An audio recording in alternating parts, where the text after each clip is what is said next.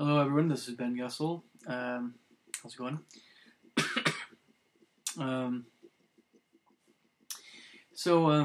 I think for this video I'm going to talk a little bit about, I was planning on making more videos today, but probably have to do that later, for tomorrow, but I guess it is technically already Tuesday. Anyway, this video is going to be about this term called professionalism, that, among many other terms, can be a little bit elusive to some folks at times.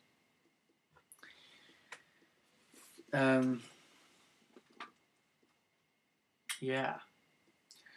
So a lot of things in a lot of jobs, we'll just say most, well, at least in the first world, the developed world, that being all countries that are not communist or more poor.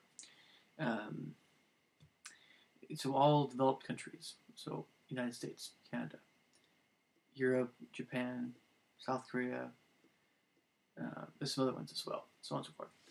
All of these countries have this term called professionalism. And what that means is basically the qualities that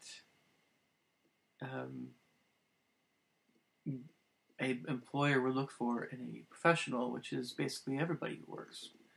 We all need to, the vast majority of us need to have some kind of job. And so we're all professionals. And so we all need this to know about this stuff. As far as, and I have, some of this can apply, of course, to certainly other countries like Russia and China. China has kind of a hybrid system going on. So maybe, I'm sure a lot of Chinese might see this. I don't know if they can. Anybody who lives in a communist country, or anybody who lives in a developing country, this might also apply to someone as well. It's probably not going to be quite as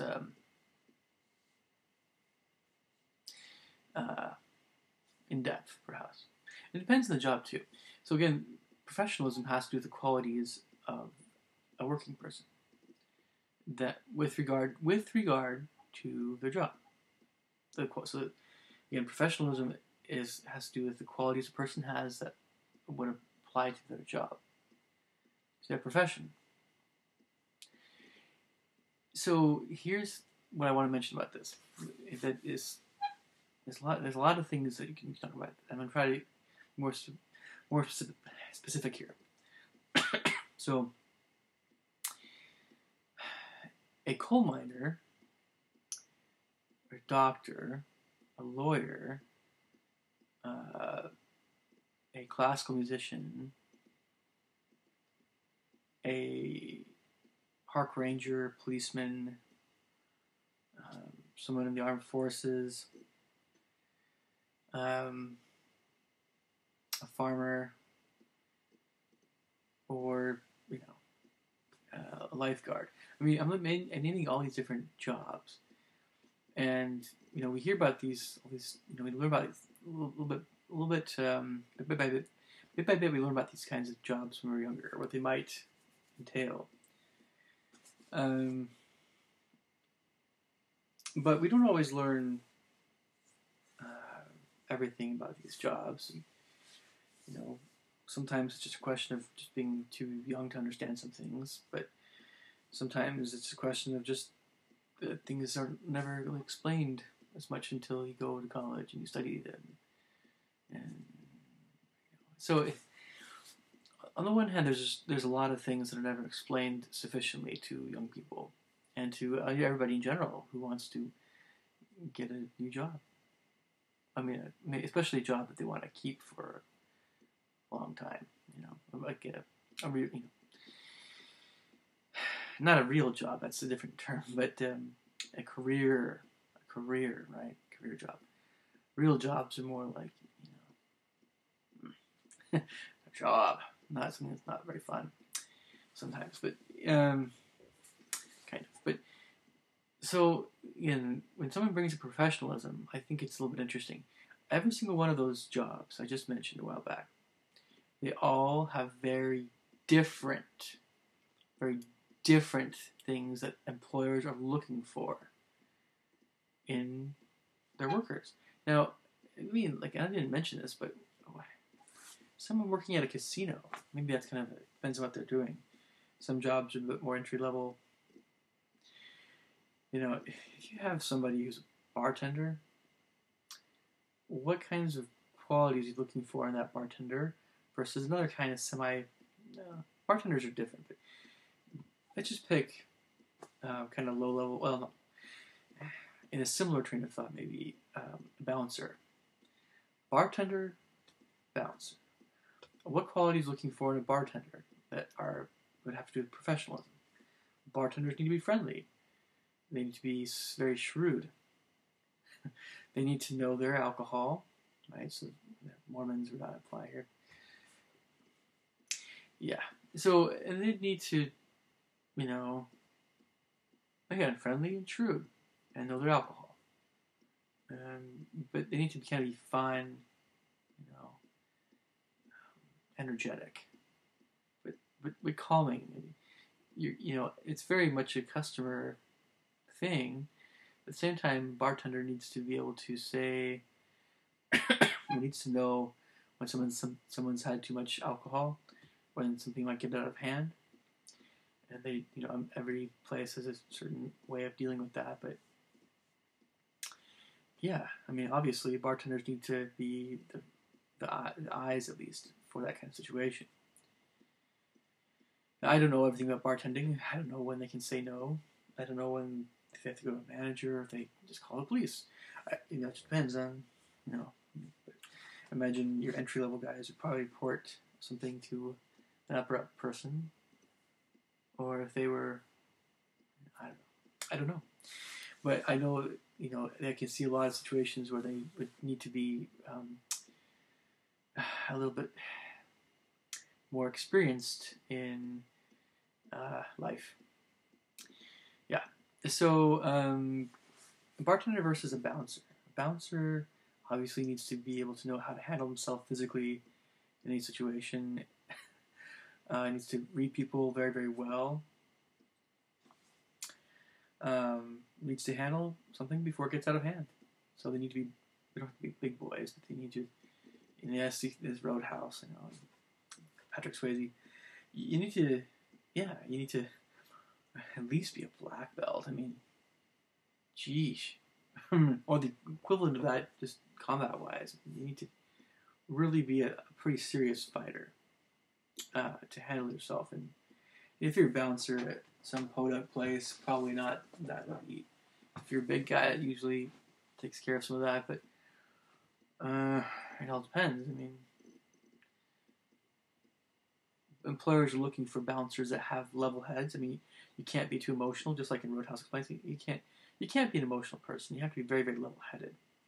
You have to know when a situation is going to be just fine, or when something really is getting out of hand, and the cops can't get there quick enough. So you have to do something about it. Usually throwing someone out of the place. But yeah, it helps to be bigger, and definitely helps to be quicker, but it definitely helps to just be no nonsense. And then every single day, just be thick-skinned. So you say bartender might be a bit more like working in a casino. Just maybe one of the card guys or whatever.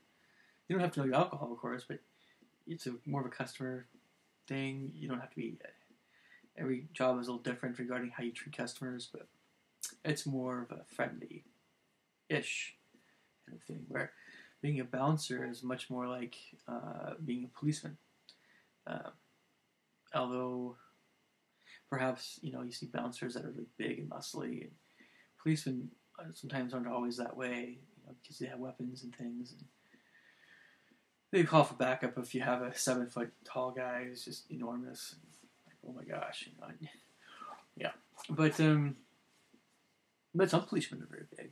I'm sure every hiring person for a police department, I'm assuming that's a sergeant or above.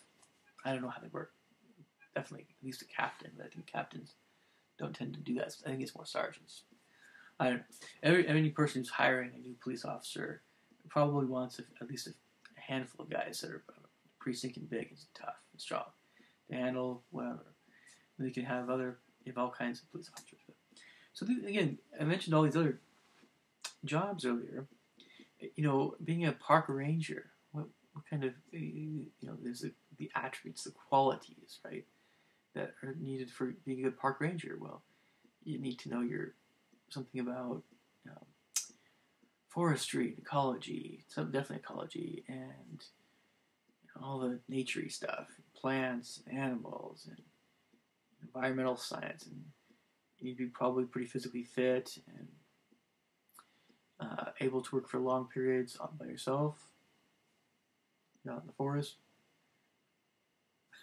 without going kazoo or whatever. And if something really crazy happens, you need to be level-headed enough to know what to do. They are kind of the first, the first call guys if something messed up happens.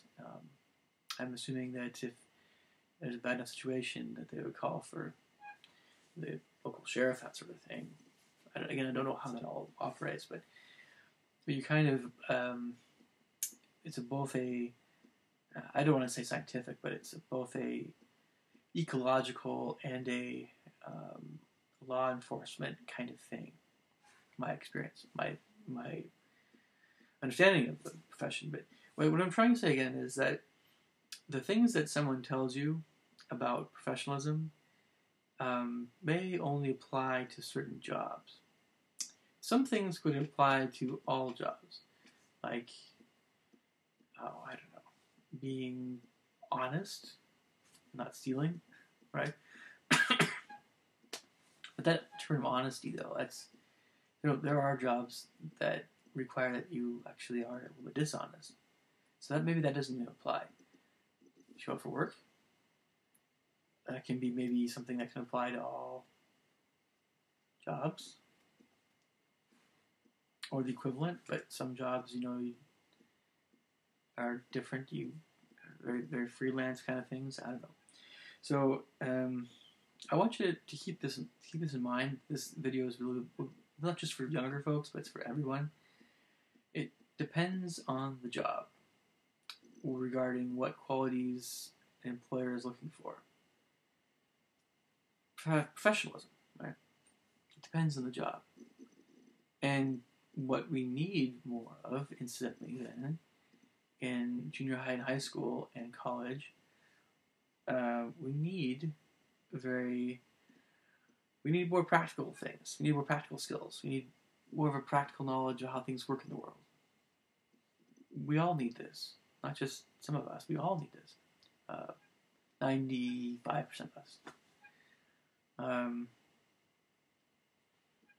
Practical skills. And when it comes to just, what do employers look for, it depends on the profession. So you should be able to ask a professor of different departments, say, so what qualities would someone look for if they're hiring a psychology, right? That tends to be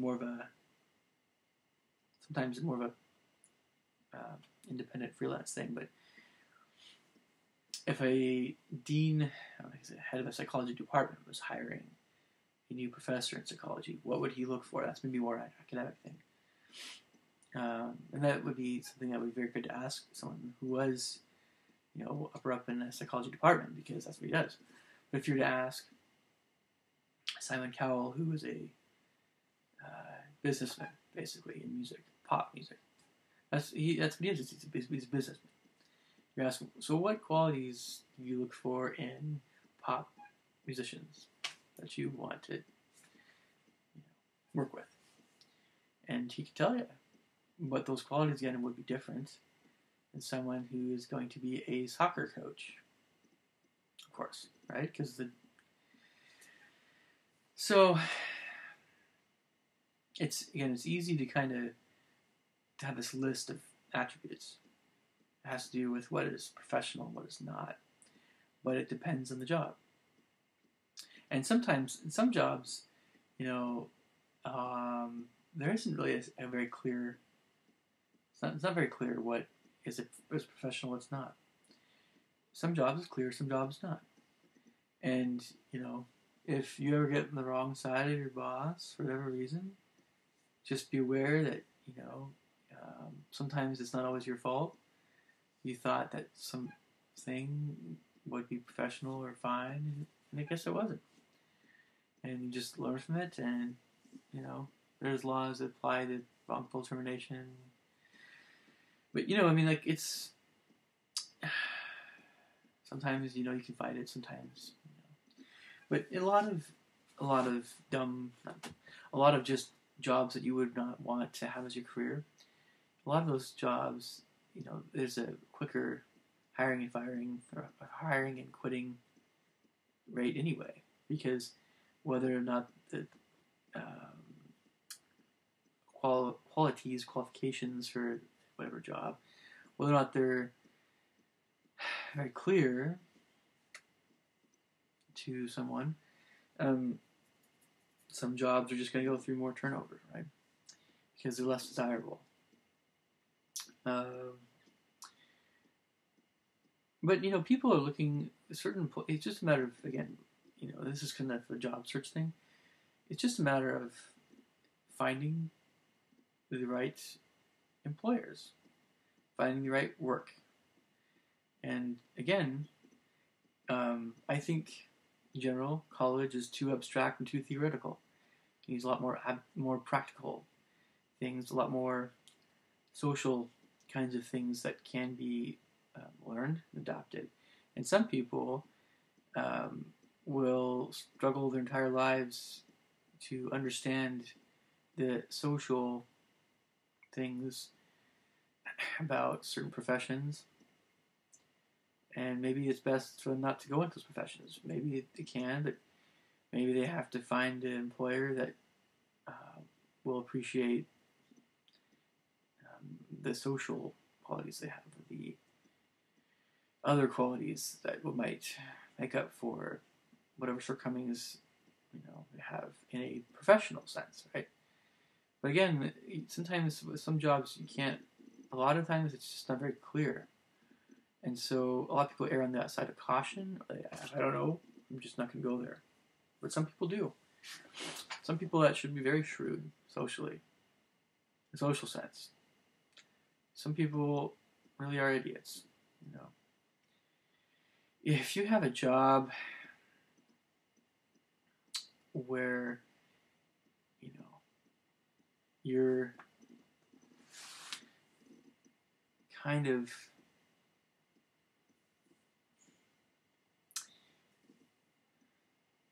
let me put it this way. If you have a job where you're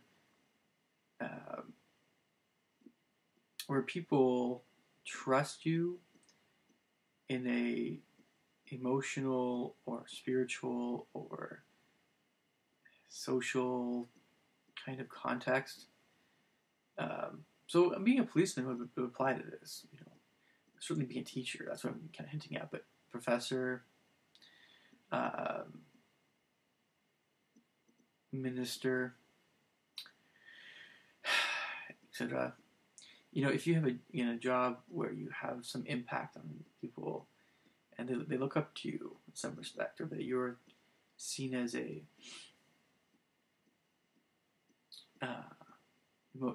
emotional, spiritual, social, a leader in some respect, a teacher. What you do on online media, as you guys know, is very important. Because, as my dad has explained to me a little bit,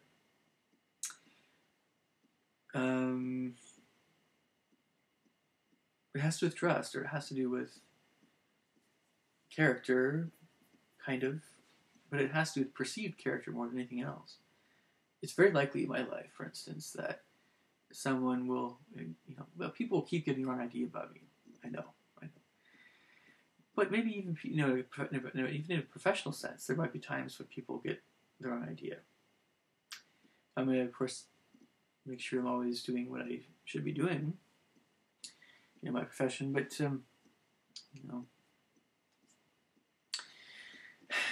some professions you don't have to worry about that. Like if you're just a factory worker, I shouldn't say just, but if you what you want to do is just work in a factory, even if it's more of a highly skilled thing, nobody's gonna care. Nobody's gonna care if you're like to get totally smashed every night and you post it on Facebook.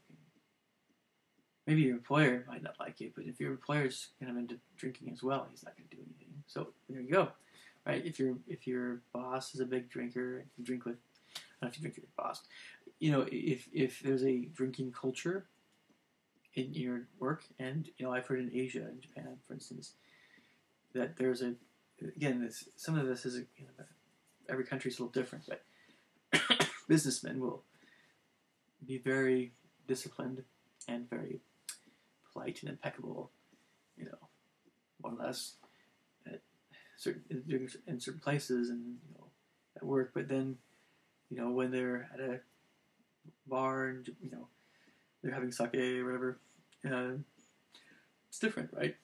There's a place for men to kind of be more vulgar, or I don't know, if people want to do that, and every country's a little different. So sometimes it's a national thing. Sometimes it's actually a cultural thing in certain smaller communities, or certain. It's just what's okay. And, what an employer thinks is okay isn't always the same thing. It's often not the same thing as what is morally okay. But again, getting back to this type of job where you are seen in a light that is, you are like looked up to, kind of an internal. People look up to you emotionally in some respect, or you're an example, right? You are a leader in a internal sense, emotional, social, whatever. Yeah, but you can't afford to be a person that would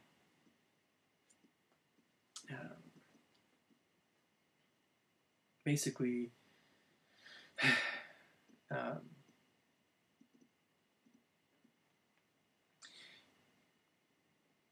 offend parents, I guess, but it's not really that. It's you can't afford to be a person that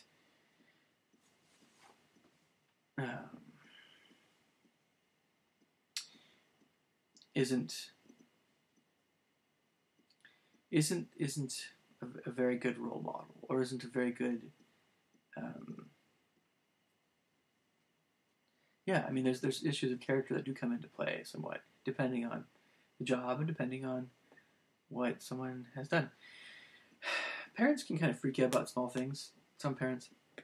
I don't think most parents want to even go there. But, you never know. So, we hear these, especially public school teachers. Gosh, public school teacher. Wow. I mean, I'll just say this. Anyone watching this video, if you want to be a public school teacher, make sure that you are a very, very moral and virtuous kind of person. Make sure that your moral character is sky high. That you can be around kids and teenagers and your whole life is open to scrutiny because it kind of is. Sometimes, I mean, make sure that there's nothing in your character that would cause the principal to fire you